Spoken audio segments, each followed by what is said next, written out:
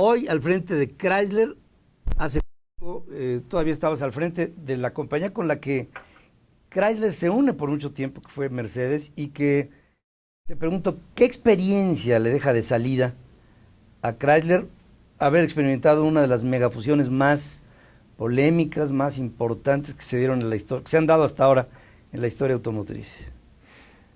Yo creo que fue una gran fusión, y como en todas esas gran fusiones, yo creo que hubo cosas que se aprendieron y hubo, yo creo que cosas que nunca realmente se integraron, ¿no?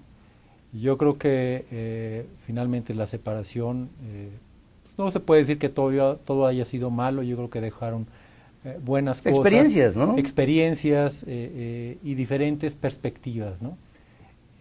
Yo veo hoy un Chrysler mucho más fortalecido. Yo sobre todo veo un Chrysler con una nueva dinámica organizacional, una empresa mucho más ágil, mucho más informal. ¿En qué sentido informal? Yo te diría en la manera de comunicación. O sea, cómo fluye la comunicación entre los diferentes niveles de la organización. Es una empresa mucho menos jerárquica, con mucho menos niveles. Y ese tipo de comunicación tan intensa en diferentes grupos de trabajo, o puede ser email, o puede ser cualquier forma, la hacen que sea muy dinámica y que se tomen decisiones más rápidas.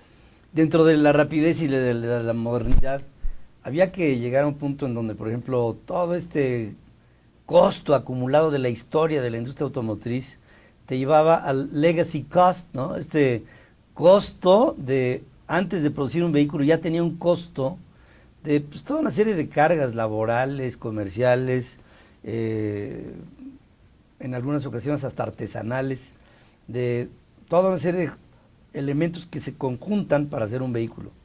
¿Todo esto se ha aligerado Desde luego con que las sí, reestructuras? ¿no? Yo creo que hubo Chrysler, digo, obviamente pasó épocas muy, muy difíciles, y yo creo que todo eso se ha aligerado significativamente, y además yo creo que se aprendió mucho en este proceso de cómo hacer las cosas mejores.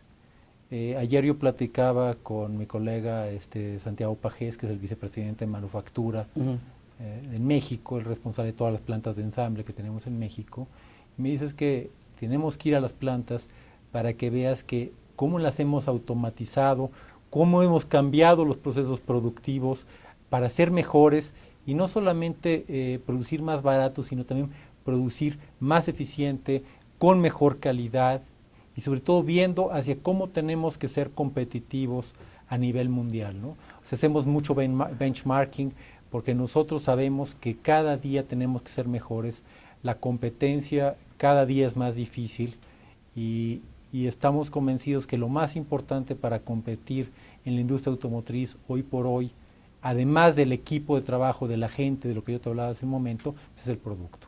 Claro. El producto es realmente la raíz que te hace la diferencia, y de ahí podemos empezar a crecer todo lo demás. Aparte que yo siempre he pensado que el consumidor de vehículos siempre tiene una camiseta puesta, que se puede ganar durante el tiempo y a lo mejor se puede perder en un segundo. Se puede perder en un segundo, ¿no? ¿Cómo se ven ustedes en la industria hoy, vis a vis los gigantes? Porque todos son gigantes ya, ustedes son gigantes y los demás grupos que compiten están en las mismas condiciones.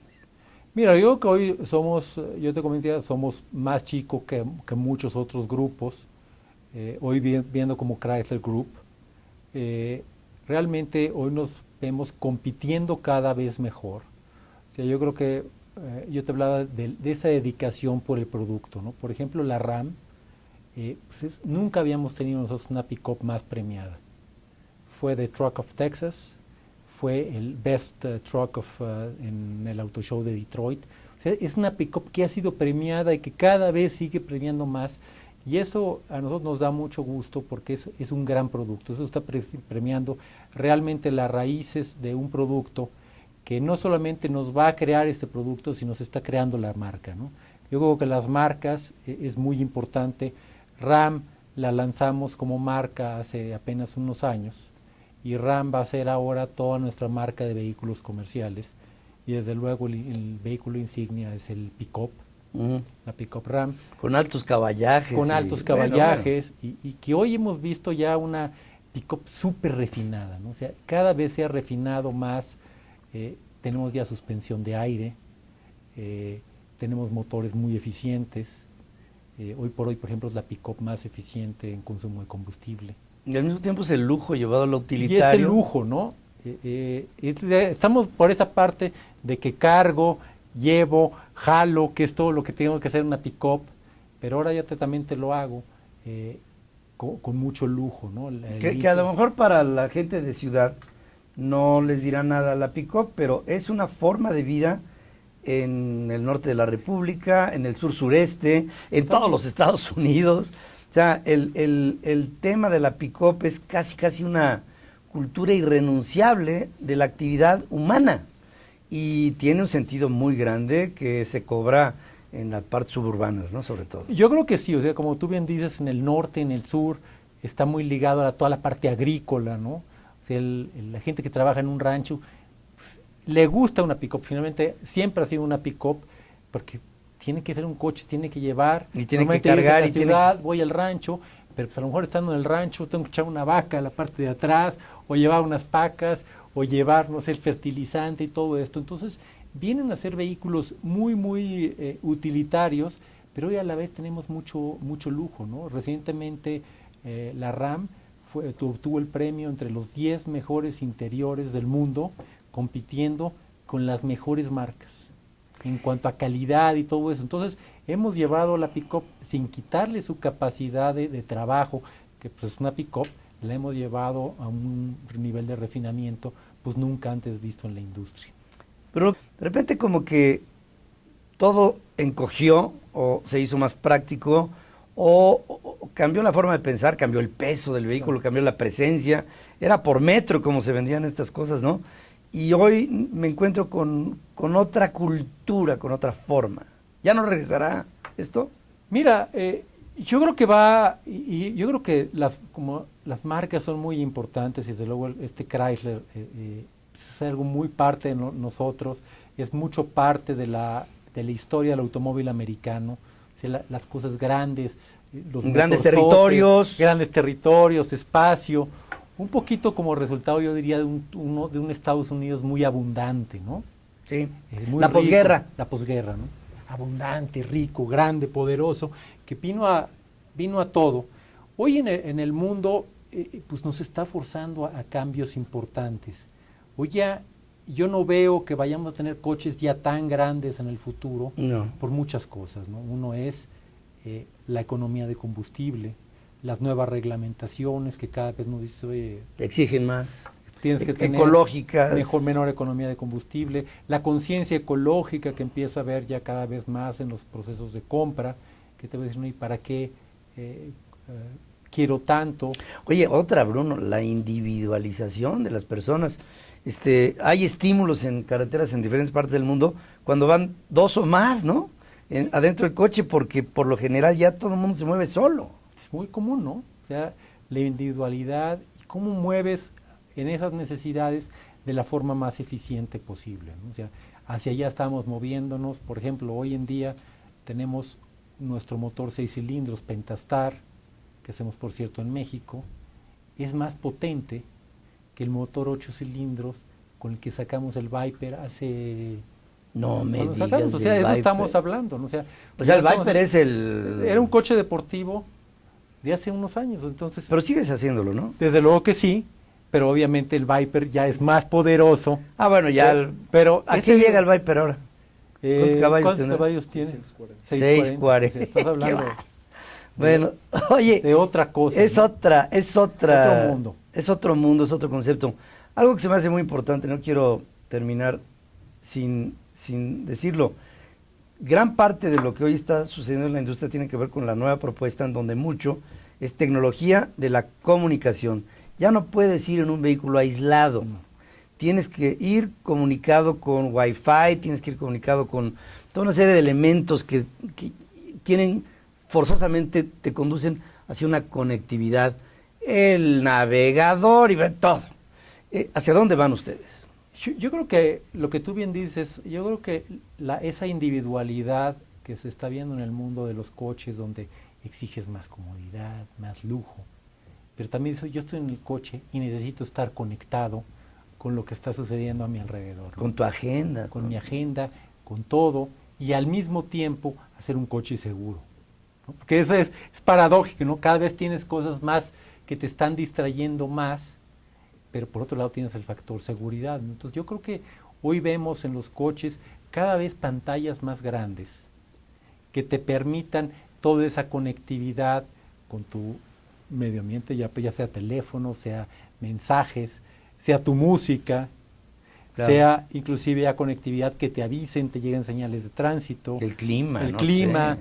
O sea, cada vez vamos a ir viendo toda esa mayor conectividad para que cuando tú te estés en el coche puedas seguir conectado con lo que está sucediendo, ¿no?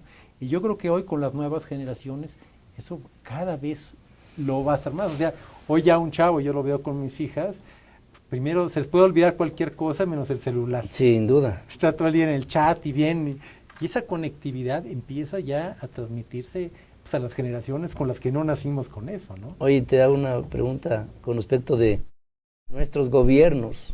¿Están con la misma pila que las fábricas para hacer más asertivo el tema de la conectividad desde el punto de vista de políticas públicas que nos lleven a eso con Mira, yo creo facilidades, pues? Mucho más que en otros mercados. Yo creo que México tiene que dar esa evolución Hacia lo funcional. Hacia lo funcional, ¿no? Hoy en día México es el país número 2, por ejemplo, en el uso de YouTube. Sí. Entonces tiene que México dar ese cambio hacia la funcionalidad, ¿no? Yo creo que tenemos que tener un gobierno que sea más electrónico, mucho más digital. Hoy la banca creo que está dando ese paso muy, muy digital, porque las tecnologías están listas, ¿no? Pero ustedes como industria plantean las necesidades de lo que ya en mismos modelos en otros países tienen funcionalidades y aplicaciones diferentes. Tienes otras funcionalidades, por ejemplo, tú dices, oye, la funcionalidad que tú tengas en tu navegador, que te diga, oye, por aquí hay tráfico, vete por allá. Vías alternas. Vías alternas, oye, va a haber mal clima, no salgas o vete por acá. O sea, todo ese tipo de información. Quiero ir a un restaurante, ¿no? Vamos a comer, y pum, pones y estás. No sé si haya ese tipo de información en México. Sí existe. Pero poquito. Yo te diría, si la comparo lo que existe en México contra lo que existe en Estados Unidos o en Europa, pues estamos lejos. En pañales, ¿no? Hoy en día le puedes picar, sí tienes los restaurantes, los tienes en el navegador, pero tienes muy pocos, ¿no? En Europa tú dices, oye, quiero y le picas y hasta te comunica. Y te hace quiero ir aquí, ¿verdad? Y te comunico y te hago la reservación, y en algunos lugares hasta te la hace ya electrónica, ¿no? Sí. Entonces yo creo que eso en México, yo creo que está llegando, y lo que hemos visto nosotros en todo, en el uso de medios digitales, vemos a un México muy acelerado en su uso. Yo creo que si bien tenemos cierto rezago, está caminando muy rápido, y yo creo que en menos años vamos a estar al nivel de como estamos en otros países. Por eso que los coches, sin duda alguna, yo creo que uno de los principales elementos de compra, sobre todo para la gente más joven, es que también me puedo conectar con el medio ambiente mientras yo esté en el coche. Claro. Es importantísimo. Digamos, hay tanto que hablar, Bruno, pero yo me imagino que tú estarás muy preocupado en hacer accesible a un vehículo a una persona. Es decir, la vieja pretensión de poder hacer coches que se vendan. Claro. Que se vendan y que se vendan entre la juventud, entre las familias nuevas que se están formando. Incluso creo que ya hasta habrá algún renglón en la tercera edad, cuando también se extiende el periodo de vida de las personas. Claro. Pero instrumentos, precios, financiamientos, ¿estamos en un buen momento para esto, para detonar a la industria de aquí en adelante? Mira, yo creo que en la industria automotriz yo veo varios elementos que necesitamos para realmente impulsarla y detonarla de forma importante. Yo creo que uno que sí nos preocupa es la entrada de autos chocolates o usados de Estados Unidos, ¿no? Que realmente estamos hablando que por cada 2 nuevos que se venden está entrando un usado, ¿no? Coches que no cumplen con la reglamentación, coches que contaminan muchísimo más, vehículos que no se les puede dar el servicio porque no hay las partes, no hay nada, y son vehículos que van a quedar finalmente contaminando más y arrumbados, por ahí un problema. Yo veo ese problema. El segundo es, yo creo que también tenemos que tener políticas de gobierno impositivas que te motiven a un cambio de auto, ¿no? En México, entre más viejo es tu coche, más barato te sale tenerlo desde el punto de vista fiscal. Que normalmente eso va ligado, entre más viejo es el coche, es un poco más inseguro, contamina más. O sea, Tendría que tener un castigo. Tienes que tener un motivador. O un motivador para que sea al revés. Exactamente, un motivador que digo, es momento de cambiarlo, ¿no? Y el tercero yo creo que es muy importante el financiamiento. O sea, el impulsar el financiamiento con tasas mejores, yo creo que es importante, yo creo que es un camino que hay que tomar. Pero yo creo que también la facilidad y el acceso al crédito, ¿no? Yo creo que en México hay una gran cantidad de personas que viven en la economía informal y que no están bancarizadas, ¿no? Exacto. Entonces, no, simplemente es muy difícil tener acceso y dar crédito a esas personas. Yo creo que tenemos que buscar a cómo buscar un México donde haya un sector mucho más formal para empezarlos a meter a todos en este manejo de crear una economía, crear un consumo interno, crear un crédito para autos, para casas, para todo, y realmente empezar a crear mucho, impulsar el mercado interno, ¿no? Que yo creo que es el gran rezago que hemos vivido, por ejemplo, contra Brasil, ¿no? O sea, si tú ves el mercado interno brasileño y el mexicano de hace 10 años, pues a lo mejor estábamos así, y hoy están 3 veces arriba de nosotros, ¿no?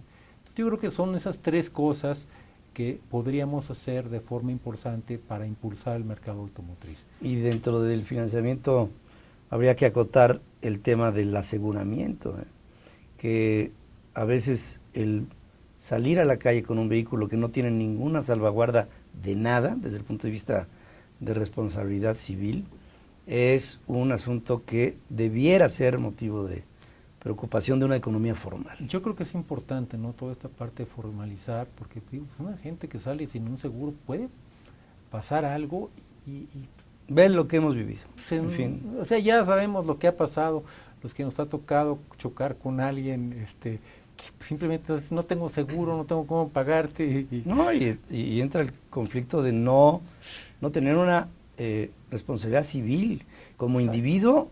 Si no tenemos responsabilidad civil para esto, tampoco la tenemos para pagar impuestos, tampoco la tenemos para reclamar, tampoco la tenemos para nada. Queremos ir en un boleto gratis que... Bueno, yo creo que hay mucho que trabajar. Yo por otro lado veo que México camina bien, hace un momentito lo comentábamos. Yo creo que la industria en México está dinámica, vamos creciendo 9% en el acumulado. Se ve que podamos llegar a 1.080.000 en este año. Pues México vemos que se está poniendo de moda en muchos aspectos, se ven cambios, y yo creo que la responsabilidad de todos nosotros será que esos cambios realmente cuajen y se transmitan en un desarrollo del mercado interno, ¿no? Para que realmente veamos un México que dé ese gran salto que todos hemos estado esperando ya por muchos años. Pues yo quería visitar a este hombre por varias razones. Una, porque no obstante su juventud ha tenido ya un bagaje importante en la industria automotriz. Y otra, que me da mucho gusto que seas el segundo presidente en la historia de Chrysler, que sea mexicano, y que eso a nosotros que somos medio románticos de estas cosas nos da muchísimo entusiasmo. Y gracias por recibirnos aquí, bro. No, pues encantados, esta es su casa, pues como sabes, yo me inicié aquí cuando salí de la universidad. Sí. Volviste a tus orígenes. Volví a mis orígenes, pues realmente empecé ya hace muchos años. Y pues el ser mexicano y dirigir a Chrysler en México a mí me da mucho gusto. De cuando empecé ahorita, yo todavía me encuentro todavía muchas caras conocidas, esto también me da mucho gusto. Que habla también que es una buena empresa, que cuida a su gente, que crece con su gente. Y pues la gran responsabilidad mía ahora es continuar ese bagaje y pues llevar esta empresa a lo que es el futuro de México y lo que será el futuro de Chrysler. Y llevarla, como dices tú, con un sentido de responsabilidad. Este hombre está pegadito al piso y eso es muy importante. Bruno, gracias. Pues muchísimas gracias, Pedro, y bienvenidos. Gracias.